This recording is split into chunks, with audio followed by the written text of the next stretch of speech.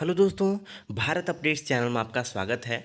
और दोस्तों, आज की 13 बड़ी अपडेट्स आप सभी के लिए लेकर आया हूं और ये कुछ अपडेट्स हैं। इसके अलावा और भी अपडेट्स आपको देखने को मिलेंगी इस वीडियो में, तो वीडियो में बने रहिएगा। ओके, तो चलिए दोस्तों शुरू करते हैं पहली अपडेट से।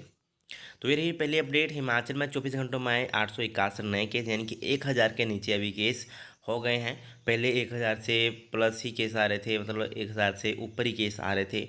5000, 4000, 3000, 2000, अभी जो है 1000 से कम केसेज यानी कि 861 केसेज जो हैं यहाँ पे 24 घंटों में हिमाचल में आए हैं।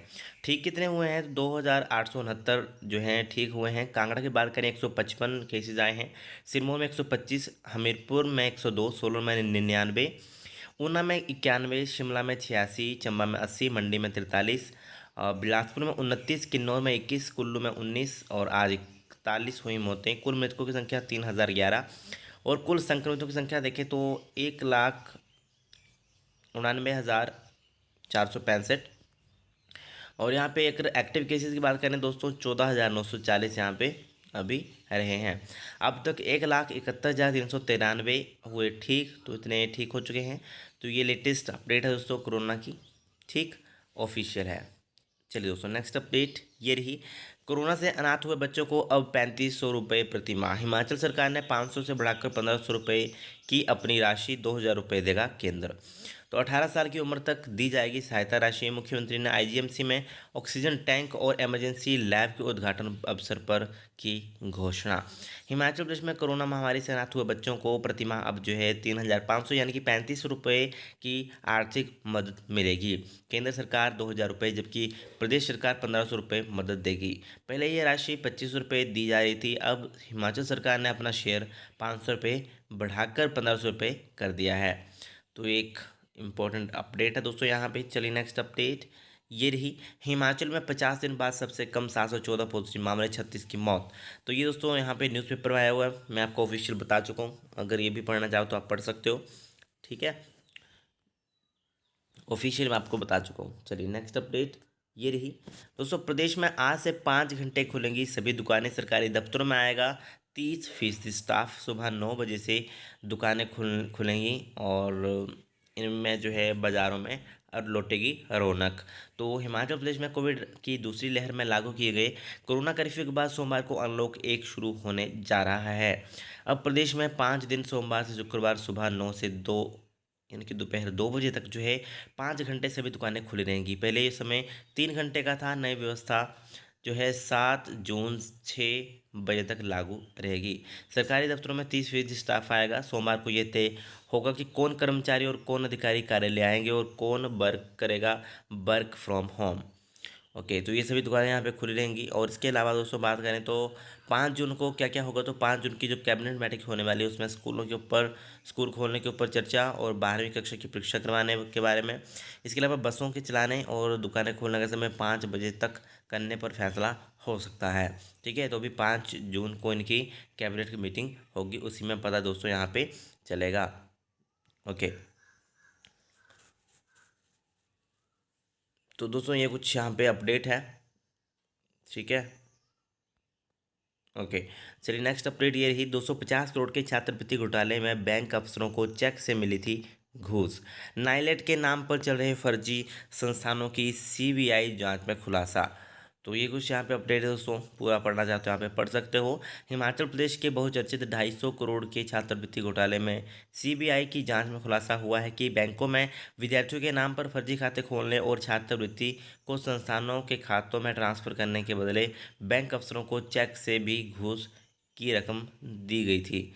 नाइलर के नाम पर प्रदेश में चल रहे 9 फर्जी संस्थानों की जांच में ये बात सामने आई है। ओके, तो ये कुछ दोस्तों यहाँ पे अपडेट है। चलिए नेक्स्ट अपडेट ये रही। अंतर्राष्ट्रीय हवाई अड्डे के लीडार सर्वे के लिए मंडी पहुंची टीम, 15 जून तक होगा फाइनल। तो सर्वे में रनवे और अन्य भौगोलिक चुनौतियों को का लगाया जाएगा पता। और यहाँ पे प्रदेश में होगा सबसे बड़ा एयरपोर्ट। 1000 करोड़ का प्रावधान किया है केंद्रीय बजट में एयरपोर्ट निर्माण के लिए। 3150 मीटर लंबे रनवे वाले एयरपोर्ट का निर्माण 2 चरणों में होगा। तो ये दोस्तों यहाँ पे कुछ अपडेट है, ठीक है। पूरा पढ़ना चाहो तो यहाँ पे पढ़ सकते हो। चलिए नेक्स्ट अपडेट ये रही। 290 गाँव को छू भी नहीं पाया कोरोना। तो दोस्तों इससे पहले मैं एक अपडेट मैं बता भी चुका हूँ, ठीक है, वो भी इसी से रिलेटेड थी, बट आई थिंक ये अलग होगा थोड़ा। तो जागरूक ग्रामीण ना खुद बाहर जाते हैं ना किसी को आने देते हैं गांव में। तो भले ही कोरोना के मामले और मौतें चिंता बढ़ा रही हों, लेकिन प्रदेश के 290 ऐसे गांव में हैं जहां आज तक एक भी व्यक्ति संक्रमित नहीं हुआ है। इसका कारण जो है ग्रामीणों का समय रहते जागरूक होना है। ज़्यादातर गांव में लोगों ने अपने स्तर पर नाके लगाकर बाहर से आने वाले लोगों की एंट्री पर रोक जो है लगा रखी है। ग्रामीण ना खुद बाहर जाते हैं और ना ही किसी ग्रामीण को बाहर से आने देते हैं। कई गांवों में तो रिश्तेदारों को भी नहीं बुलाया जा रहा, सभी तरह के कार्यक्रम बंद कर दिए गए हैं। कुछ पंचायतें नेगेटिव रिपोर्ट लाने की शर्त पर ही प्रवेश दे रही हैं। हिमाचल की 3,226 पंचायतों में से करीब 21,000 से ज़्यादा गांव हैं। इनमें वही गांव सुरक्षित बचे हैं जो खुद सुरक्षा को लेकर आगे आए हैं। तो ये दोस्तों यहाँ पे एक इम्पोर्टेंट अपडेट है, और बाकी आप पूरा पढ़ना चाहो तो यहाँ पे पढ़ सकते हो, ठीक है। चलिए दोस्तों, नेक्स्ट अपडेट ये रही। राजधानी में आज से सुबह 9 से दोपहर 2 बजे तक खुलेंगे बाजार। तो ये भी एक दोस्तों इम्पोर्टेंट अपडेट है, और सुबह सैर कर सकेंगे लोग। ओके, तो अभी यहाँ सुबह सैर भी कर सकेंगे। तो राजधानी के बाजार में सोमवार से 5 घंटे के लिए खुले रहेंगे, और सरकार के नए दिशा निर्देशों के अनुसार शहर के सभी कारोबारी अब सुबह 9 से दोपहर 2 बजे तक दुकानें खोल सकेंगे। कपड़े, जूते, इलेक्ट्रॉनिक, स्टेशनरी की दुकानें करीब 4 हफ्ते बाद खुलेंगी। चलिए दोस्तों, नेक्स्ट अपडेट ये रही। तकनीकी शिक्षा को 8 भारतीय भाषाओं में पढ़ाने के फैसले का स्वागत। एबीवीपी ने जो है तकनीकी शिक्षा को अगले अकादमिक सत्र से 8 भारतीय भाषाओं में पढ़ाए जाने के फैसले का स्वागत किया है। एबीवीपी ने फैसले का स्वागत किया है, और एबीवीपी के प्रांत मंत्री जो है उन्होंने कहा कि 2016 में शिक्षा मंत्री को दिए ज्ञापन में एबीवीपी ने इस मांग को उठाया था। तो ये कुछ दोस्तों यहाँ पे अपडेट है। चलिए नेक्स्ट अपडेट ये रही। जून से खत्म कर दी जाएगी ई पास और कोविड नेगेटिव रिपोर्ट की अनिवार्यता। ये यहाँ पर मांग जो है की गई है किनके द्वारा? Tourism industry stakeholders association की तरफ से, ठीक है। तो यहाँ पे मांग उन्होंने उठाई है। चलिए दोस्तों, तो ये मांग दोस्तों उन्होंने उठाई है, अभी देखेंगे क्या होता है क्या नहीं, ठीक है। चलिए नेक्स्ट अपडेट ये रही। निजी बस ऑपरेटरों ने सरकार के खिलाफ खोला मोर्चा, कहा कैबिनेट बैठक में टैक्स माफ नहीं किया तो करेंगे उग्र आंदोलन। 3 मई से है हड़ताल पर, सरकार पर लगाया सौतेले व्यवहार का आरोप। निजी बस ऑपरेटर संघ ने जो है सरकार के खिलाफ मोर्चा खोल दिया है। ऑपरेटर टैक्स माफी को लेकर सरकार पर दबाव बना रहे हैं। कहा कि अगर 5 जून को होने वाली कैबिनेट बैठक में निजी बस ऑपरेटरों की मांग नहीं मानी तो अनिश्चितकाल हड़ताल को उग्र आंदोलन का रूप दे दिया जाएगा। तो ये दोस्तों यहाँ पे कुछ अपडेट्स अभी देख लेते हैं, कुछ इंपॉर्टेंट वाली अपडेट्स, ठीक है।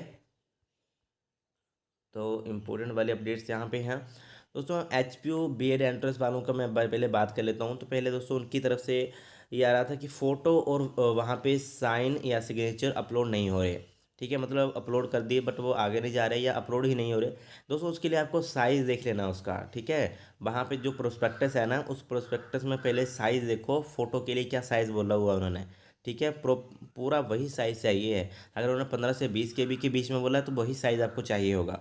अगर 20 KB से ऊपर 21-22 KB हो गया फ़ोटो तो वो अपलोड नहीं होता है फिर, ठीक है। साइन का भी ऐसा ही है, उन्होंने वहाँ पे बताया होगा कि साइन कितने KB का हमको चाहिए है, ठीक है। और जो वहाँ पे फ़ोटो है वो कितने KB का चाहिए है, ठीक है। तो वो दोनों जो है साइज़ के अकॉर्डिंग होने चाहिए। अगर साइज़ छोटा बड़ा हुआ उसका फ़ोटो या सिग्नेचर का तो वो अपलोड नहीं होंगे, ठीक है। तो वो आप ध्यान देना इस बात के ऊपर। और दूसरा मैं बात कर लूँ फ़ीस के बारे में दोस्तों। फ़ीस कईयों का क्या हो रहा है कि फ़ीस जो है जब फ़ीस पे कर रहे हैं तो वहाँ पे इनवैलिड सेशन आ रहा है एंड में, और फीस कट जा रही है। तो दोस्तों आपको 2-3 दिन वहाँ पे वेट कर लेना है, ठीक है। क्योंकि अभी एक दो दिन पहले कमेंट आया था, कल ही आया था, तो उन्होंने बोला कि मैंने तो है 2 बार पेमेंट कर दी। तो दोस्तों अगर एक बार आपकी फ़ीस कट जाती है उसके बाद आपको थोड़ा सा वेट करना है, ठीक है। कई बार होता है कि सेशन वहाँ पे एंड लिख देते हैं सेशन इनवैलिड, और वो फीस कट जाती है। अगर वापस 1-2 दिन देख लेना, अगर वापस आती है तो आप दोबारा से कर सकते हो, वापस नहीं आती तो वहाँ पे आप एचपीयू को कांटेक्ट कर सकते हो, या जो एडमिशन वाला पोर्टल है उसके ऊपर हेल्प का ऑप्शन होता है, ठीक है। फॉरगेट आईडी पासवर्ड में हेल्प आप वहाँ पे अपनी कंप्लेंट कर सकते हो, ठीक है। क्या इशू आपको वो वहाँ पे लिख सकते हो, बट 2 बार पेमेंट किसी को भी नहीं करनी है, ठीक है। क्योंकि आप ऐसे ही आपकी पैसे ही बर्बाद जाएंगे। थोड़ा सा वेट कर लिया करो, इतनी जल्दबाजी मत किया करो, ठीक है।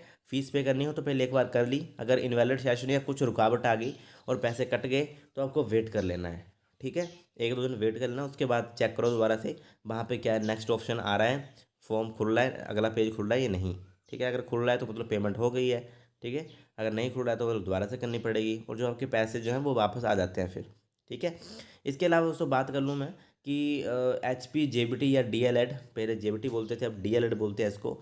तो H P D L entrance form कब से भरे जाएंगे दोस्तों, पहले भी आई थिंक मैं बता चुका हूँ आपको, बट फिर से मैं आपको बता दूँ कि पिछली बार जो है 21 आई थिंक 21 मई से भरना स्टार्ट हो गए फॉर्म, बट इस बार नहीं हुआ है, तो इस बार भी दोस्तों अभी भरने ही वाले हैं। ठीक है, कभी भी एच पी बोर्ड्स की तरफ से नोटिफिकेशन आ सकता है। ठीक है, टेंशन मत लो, जब भी आएगा मैं आपको बता दूंगा, मतलब मेरा बोलना क्या है कि मतलब आने वाला है नोटिफिकेशन। ठीक है, क्योंकि पिछली बार मई में आ गया था, तो इस बार तो जून अभी लगने वाला है, तो अभी भी आ ही जाएगा, कभी भी आ सकता है। ठीक है, इसके अलावा सेंट्रल यूनिवर्सिटी की, तो सेंट्रल यूनिवर्सिटी की बात करें तो दोस्तों उनका आया था आई थिंक जून में, तो जून में भी है टाइम, हो सकता है कि जून में कभी भी आपका नोटिफिकेशन आ जाए। उनका पिछली बार आया था आई थिंक 9 जून को, 9 जून को आया था।